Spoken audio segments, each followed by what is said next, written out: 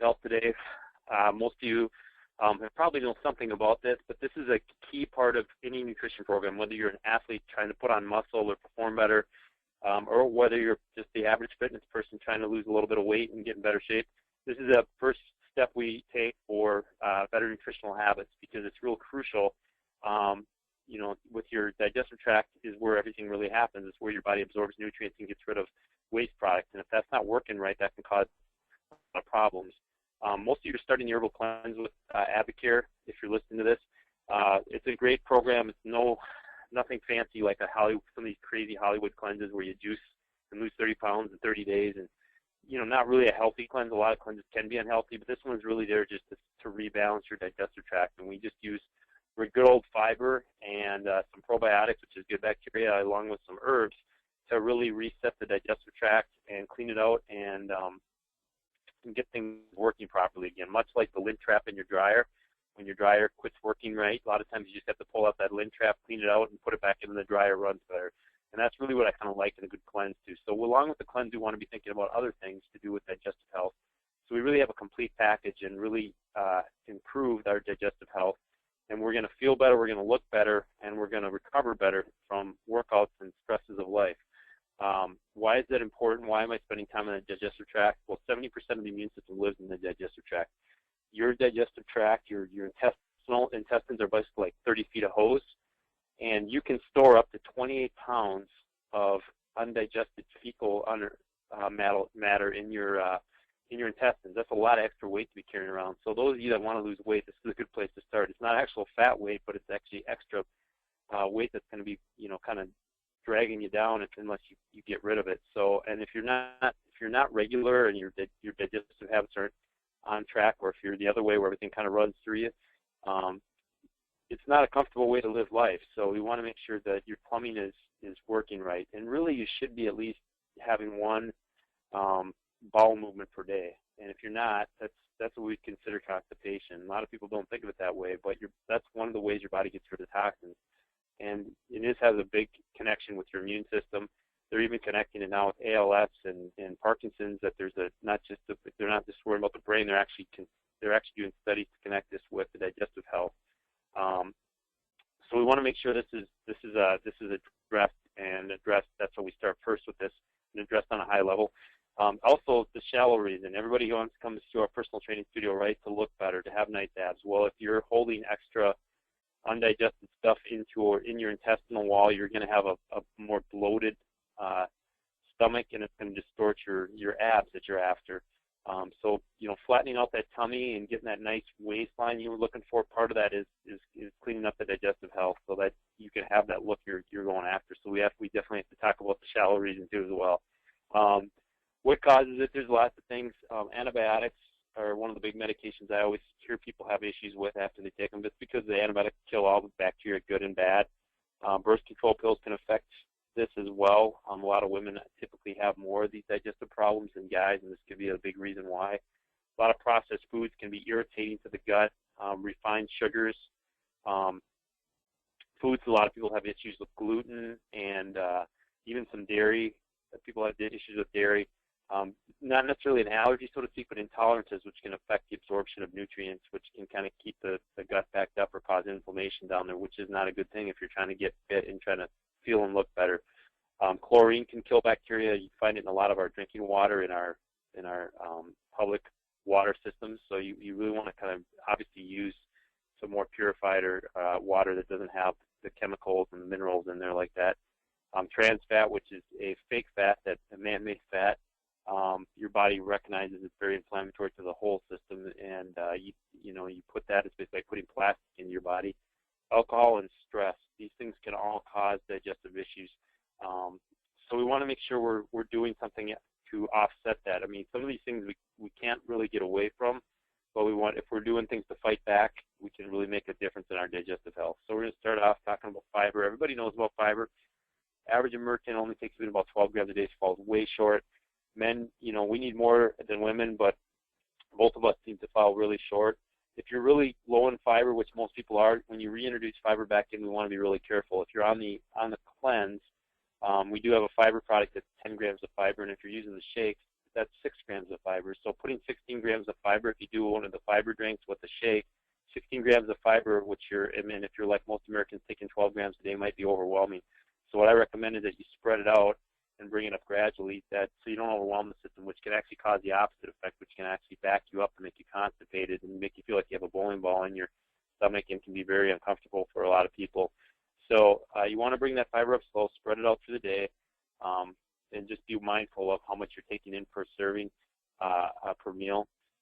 There's 2 types of fibers. The insoluble is just kind of like the bulk. It creates the bulk in the stools and helps move it through the intestines. It helps balance the pH levels down there, which there's been a lot of research on that. pH level has a lot to do with your overall body's health, and it helps kind of just like a scrub brush. I think of insoluble fiber like a scrub brush going through and cleaning and sweeping out the toxins that are located in the digestive tract. Brand cereals are good. You just have to be careful with some cereals. Some brand cereals are so-called healthy cereals, but will also have a lot of sugar in them. So they have a lot of fiber, but they also have a lot of sugar. So be very selective of which ones that you're picking.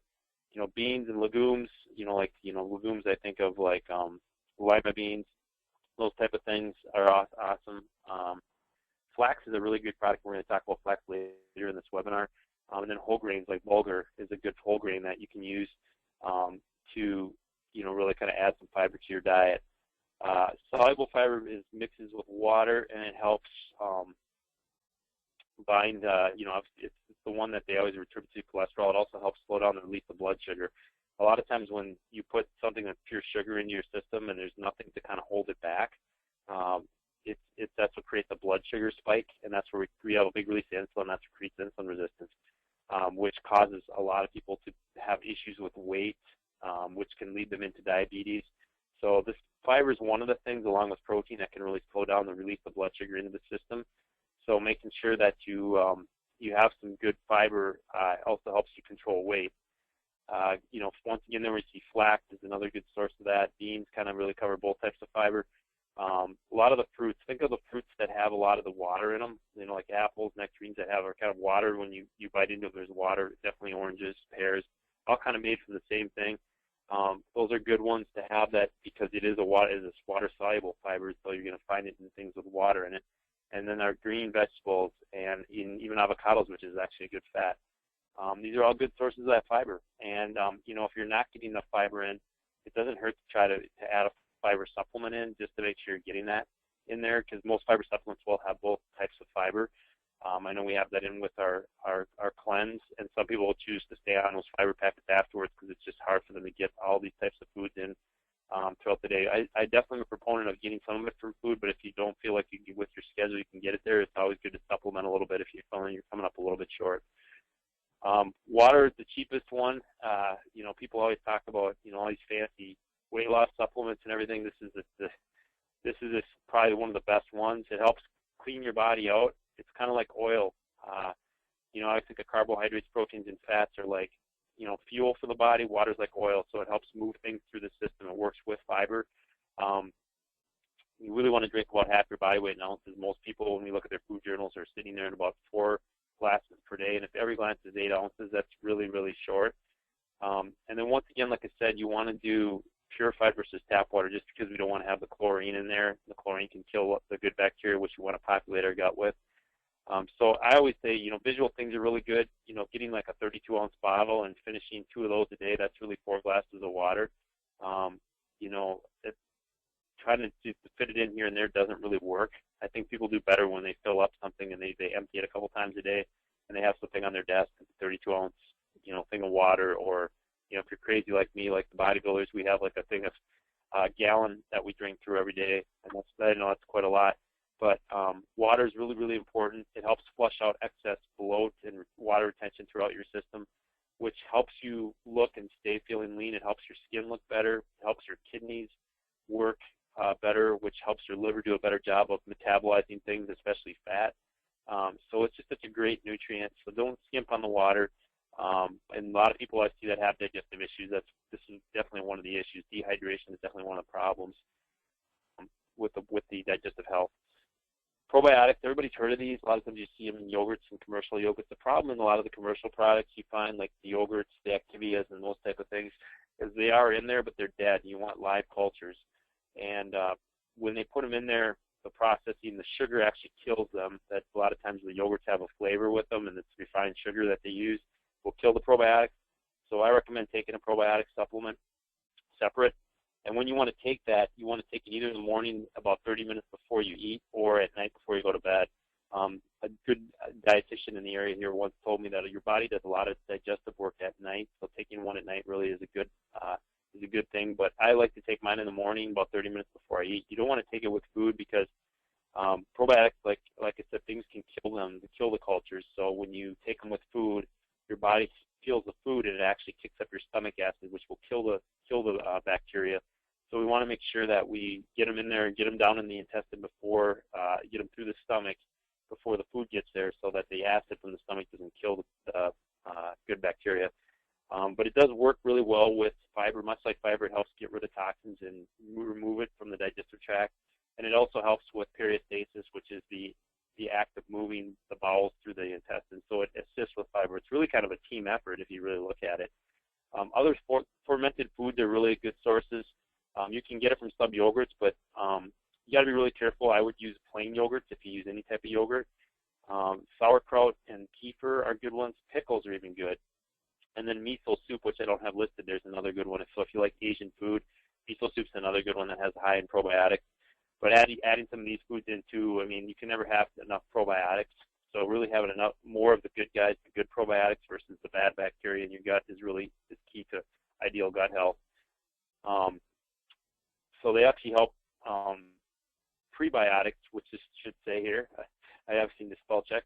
The prebiotics help stimulate the growth of good bacteria in your gut. So prebiotics are really like fertilizer for the good bacteria. And you can get those from your foods. So a lot of times you can get them from, leeks and bananas and onions and asparagus and artichokes. You see the whole list there. I don't have to read it out to you. But the one thing I would say is the one on the list you want to be careful of is bananas. Some people that have issues with regularity might want to skip the banana. The banana can be a couple things. It can actually cause, for whatever reason, it causes some people to be more irregular. You notice it wasn't on the fruit list earlier, so you get it from these other sources as well.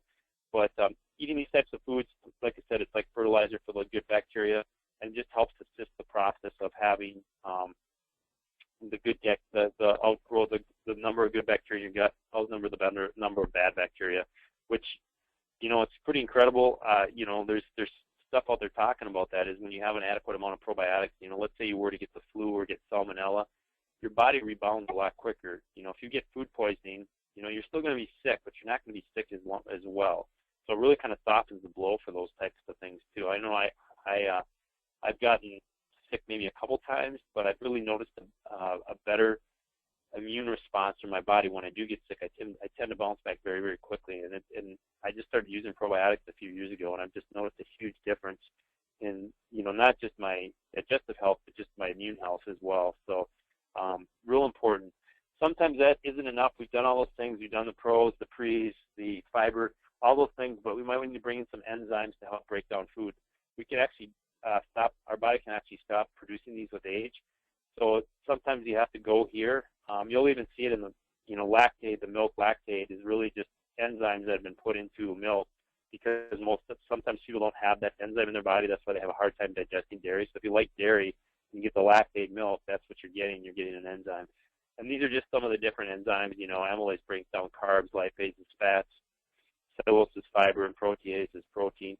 So most time when you get an enzyme product, you're going to get a multitude of enzymes. So you're supplementing those in because your body just for whatever reason doesn't produce those on their own, and helps you start to break down and process the food. So this is another thing you could add to your regimen if you needed to go there. Most people aren't going to need to go here, but I just like to mention it because there are some people that have serious digestive issues, and this is much better. Sometimes they resort to things like laxatives and things like that, or like the enemas and things like that, which enemas will free up the lower intestine but not the upper intestine, the small intestine up at the top, and laxatives can be really damaging to the gut lining, and they can kill good bacteria. So they're kind of a temporary fix, but they can do more harm than they can good. So when you're having gut health issues, you want to make sure you're going to deal with the natural stuff first. I mean, every once in a while you do need some type of medical intervention, but we want to make sure we cover everything in this seminar.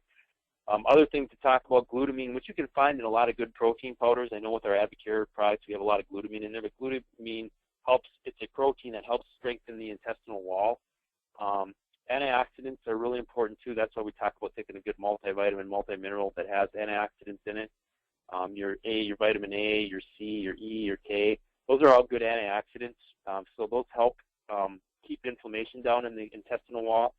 And then alpha-linoleic acid, which you can get from flaxseed. So flaxseed is kind of one of those awesome foods that can doesn't really taste great, but it does a lot of good things. You can mix it in with your cereal, your yogurt, your oatmeal, whatever it mixes in with things. Your protein shake, but it helps remove those free radicals which cause inflammation in the digestive tract. And there's a thing called leaky gut syndrome, which basically talks about when our gut's inflamed, it in a sense cracks the intestinal wall, and with the cracks of the intestinal wall, that creates a leak, and when we have a crack in the intestinal wall, it will actually leak in some of the toxins, which creates an inflammatory response, which can make you feel lethargic or achy all the time. So a leaky gut's one of those things that we can fix it, but we need to do some things to kind of, in a sense, repair the intestinal wall, and these things can help do that, along with omega-3s, which omega-3s are good fats, good fatty acids.